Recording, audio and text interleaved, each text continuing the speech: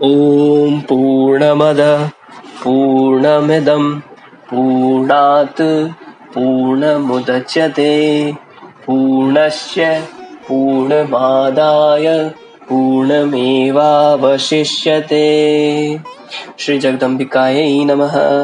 आज हम जगदम्बा की कृपा से तृतीय स्कंद का 29वां अध्याय का पठन और श्रवण शुरू करने जा रहे हैं, जिसमें सीता हरण, राम का शोक और लक्ष्मण द्वारा उन्हें सांत्वना देना वर्णित है।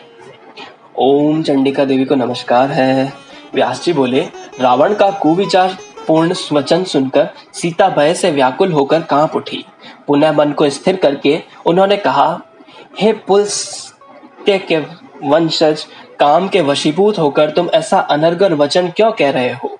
मैं स्वेरिणी नारी नहीं हूँ, बल्कि महाराज जनक के कुल में उत्पन्न हुई हूँ। हे दशकंदर, तुम लंका चले जाओ, नहीं तो श्री राम निश्चय ही तुम्हें मार डालेंगे। मेरे लिए ही तुम्हारी मृत्यु होगी, इसमें संदेह नहीं है। ऐसा कह करके वे सीता जी जगत को रुलाने वाले रावण के प्रति चले जाओ इस प्रकार बोलती हुई पर्णशाला में अग्निकुंड के पास चली गई। इतने में वह रावण अपना वास्तविक रूप धारण करके तुरंत पर्णशाला में उसके पास जा पहुंचा और उसने भय से व्याकुल होकर रोती हुई उस बाला सीता को बलपूर्वक पकड़ लिया। हा राम, हा लक्ष्मण, ऐसा बार बार कहकर विलाप करती हुई सीता को पकड़कर और उन्हें अपने रथ पर बैठाकर रावण शीघ्रता पूर्वक निकल गया। तब अरुण पुत्र जटायु ने जाते हुए उस रावण को मार्ग में रोक दिया। उस वन में दोनों महाभयंकर युद्ध होने लगा। हे तात, अंत में वह राक्षस रावण जटायु को मारकर और सीता को साथ लेकर चला गया। तदंतर उस दुष्टात्मा ने कुर्री पक्षी की भांति क्रंदन करती हुई सीता को लंका में अशोक वाटिका में रख दिया और उसकी रखवाली के लिए राक्षसियों को नियुक्त कर दिया।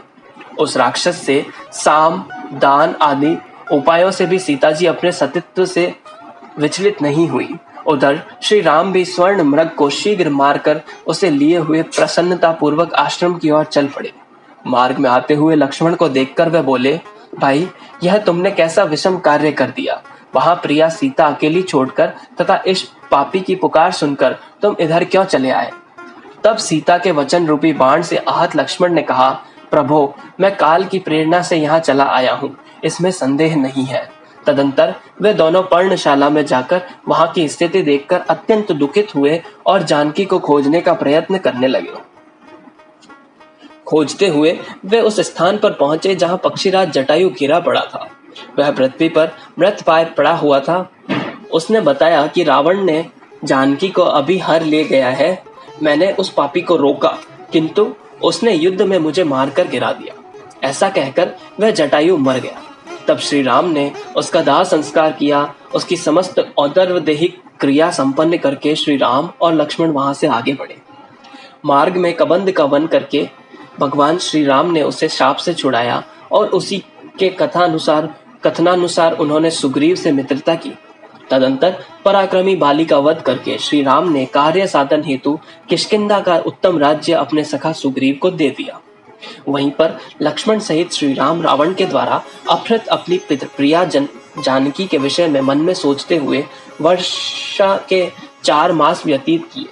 सीता के विरह में अत्यंत दुखित श्री राम एक दिन लक्ष्मण से कहा, हे सौमित्रे, कैकेयी की कामना पूरी हो गई, अभी तक जानकी नहीं मिली, मैं उसके बिना जीवित नहीं रह सकता।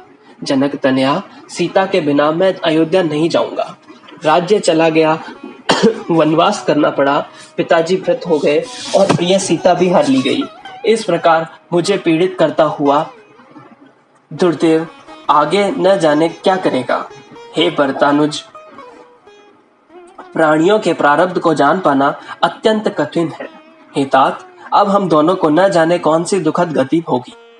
मनु के कुल में जन्म पाकर हम राजकुमार हुए, फिर भी हम लोग पूर्व जन्म में किए गए कर्म के कारण वन में अत्यधिक दुख भोग रहे हैं।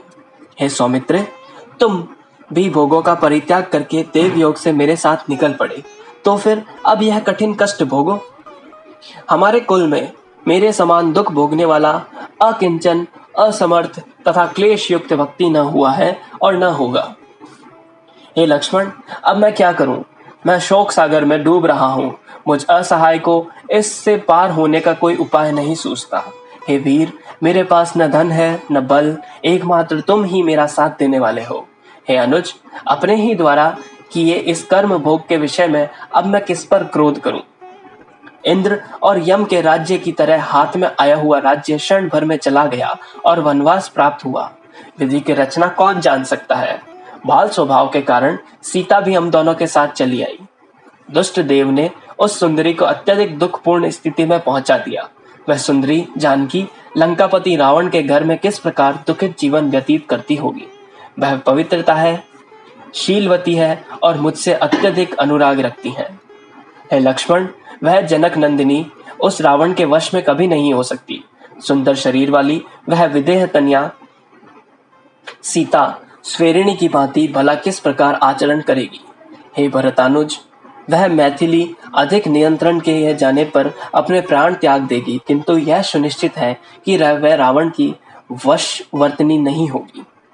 हे वीर, यदि जानकी मर गई तो मैं भी निसंदेह अपने प्राण त्याग दूंगा, क्योंकि हे लक्ष्मण, श्याम नयना सीता के मृत हो जाने पर मुझे अपने देह से क्या लाभ।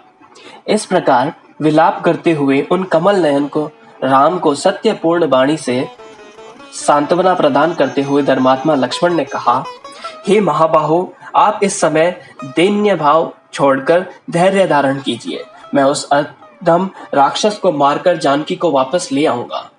विपत्ति तथा संपत्ति, इन दोनों ही स्थितियों में धैर्य धारण करते हुए जो एक समान लग रहते हैं वे ही धीर होते हैं, किंतु अल्प बुद्धि वाले लोग तो संपत्ति की दशा में भी कष्ट में पड़ते हैं। संयोग तथा वियोग, ये दोनों ही देव के अधीन होते हैं।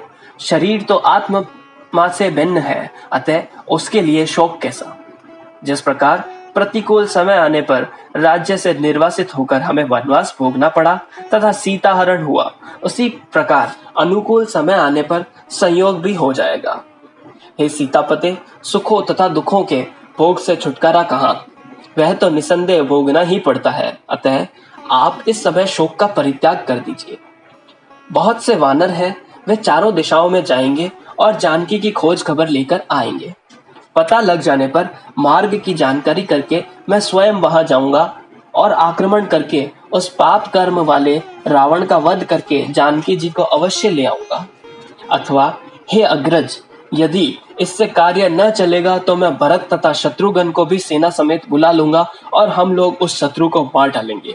आप वृथा क्यों चिंता कर रहे हैं? पूर्व काल में राजा रघु ने केवल एक रथ से ही चारों दिशाओं को जीत लिया था।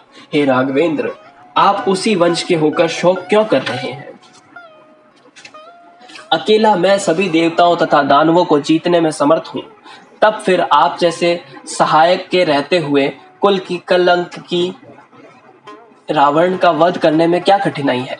अथवा हे रघुनंदन, मैं महाराज जनक को सहायता के लिए बुलाकर देवताओं के कंटक स्वरूप उस दुराचारी रावण का वध कर डालूंगा। हे रघुनंदन, सुख के बाद दुख तथा दुख के बाद सुख पहिए की दूरी की तरह आया जाया करते हैं, सदा एक स्थिति नहीं रहती। सुख दुख के आने पर जिसका मन कातर हो जाता है वह शोक सागर में निमग्न रहता है और कभी सुखी नहीं रह सकता। हे राघव, पूर्व काल में इंद्र के ऊपर भी विपत्ति आई थी, तब सभी देवताओं ने उनके स्थान पर राजा नहुष को स्थापित कर दिया था। उस समय इंद्र ने भयवश अपना पद त्याग कर बहुत दिनों तक कलम वन में छिपकर अज्ञातवास किया था। समय बदलने पर उन्होंने पुनः अपना पद प्राप्त कर लिया और नहुष को शापवश अजगर के रूप में होकर पृथ्वी पर गिरना पड़ा। ब्राह्मणों का अपमान करके इंद्राणी को पाने की इच्छा के कारण ही अगस्त्य मुनि के कोप पूर्वक शाप देने से राजा नहुष सर्प देह वाले हो गए थे। अतः हे राघव, दुख आने पर सुख नहीं करना चाहिए। विज्ञ पुरुष को चाहिए कि ऐसी परिस्थिति में मन को उद्यमशील बनाकर समय की प्रतीक्षा करता रहे। हे महाभाग, आप सर्वज्ञ हैं। हे जगतपते, आप सर्व समर्थ हैं तथा एक प्राकृतिक पुरुष की भांति आप अपने मन में अत्यंत शोक क्यों कर रहे हैं? व्यास जी बोले, इस प्रकार लक्ष्मण की बातों से रघुनंदन श्री रामचंद्र को सांत्वना मिली और वे शोक त्याग कर बहुत बिल्कुल निश्चिंत हो गए। इस प्रकार 18,000 श्लोकों वाली श्रीमद् देवी भागवत महापुराण संहिता के अंतर्गत तृतीय स्कंद का लक्ष्मण कृत राम शोक सांत्वना नामक 19वां अध्याय। ओम तत्सत। ओम चंडिका देवी को नमस्कार है।